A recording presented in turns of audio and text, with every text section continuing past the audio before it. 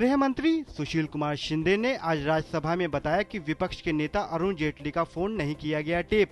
गृह मंत्री ने कहा कि दिल्ली पुलिस ने अपनी जांच में बताया है कि जेटली के फोन की निकाली गई थी सिर्फ कॉल डिटेल। संसद के दोनों सदनों में आज गुजरात के बनासकांठा से कांग्रेस सांसद मुकेश भैरवदानजी गढ़वी के निधन पर शोक जताया गया। लोकसभा और राज्यसभा में सदस्यों ने मौन रखकर संसद सदस्य के निधन पर शोक व्यक्त किया। शोक जताने के बाद लोकसभा की कार्यवाही सोमवार तक के लिए स्थगित कर दी गई।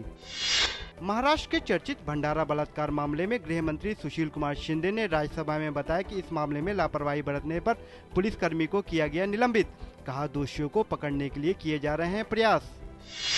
कांग्रेस उपाध्यक्ष राहुल गांधी आज एक दिवसीय दौरे पर मुंबई पहुंचे।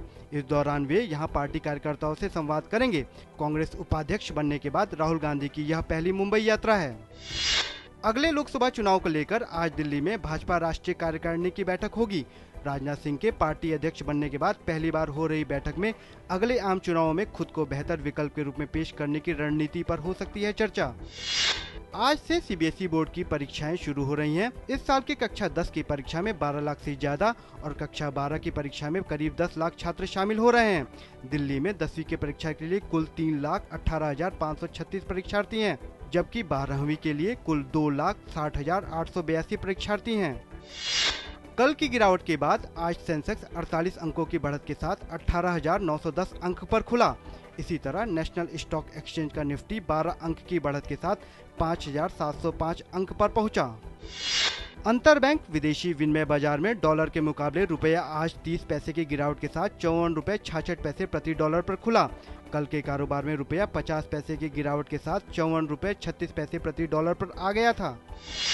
बांग्लादेश की जमाते इस्लामी पार्टी के एक कट्टरपंथी नेता दिलावर हुसैन सईदी को फांसी की सजा सुनाई गई है। सईदी पर आरोप है कि 1971 में बांग्लादेश की आज़ादी के संघर्ष का विरोध करने के लिए इस नेता ने बड़े पैमाने पर लोगों की हत्याएं कराई और अत्याचार किए थे। अदालत ने इसे मानवता के खिलाफ किया गया अपराध करार दिया। बगदाद के दक्षिण पूर्व में स्थित अजीजिया शहर में 2 बम धमाकों में 1 दर्जन से ज्यादा लोगों की मौत, 40 अन्य घायल। पहला धमाका मवेशियों के एक बाजार में एक कार में हुआ, जबकि दूसरा धमाका राजधानी में सड़क के किनारे रखे बम से हुआ। अजीजिया बगदाद से 55 किलोमीटर की दूरी पर है स्थित।